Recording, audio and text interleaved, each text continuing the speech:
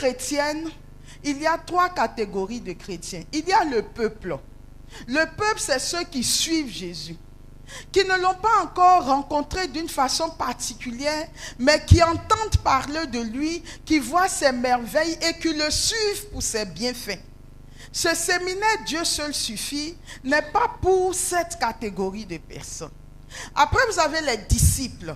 Les disciples suivent le Seigneur d'une façon plus particulière.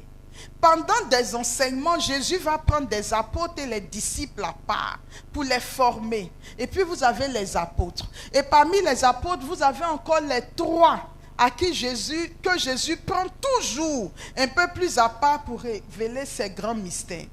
Donc ce séminaire a pour objectif de nous faire quitter la condition de peuple, pour nous faire avancer vers les disciples.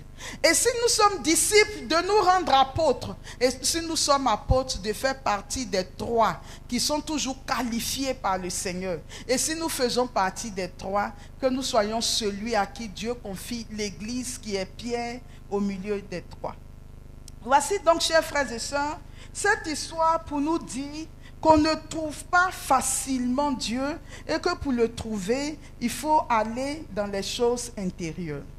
Mais pourquoi est-ce que depuis que j'ai pris la parole, je parle de rencontrer Dieu? Donc je voudrais maintenant aborder la question de la vocation de l'homme sur la terre.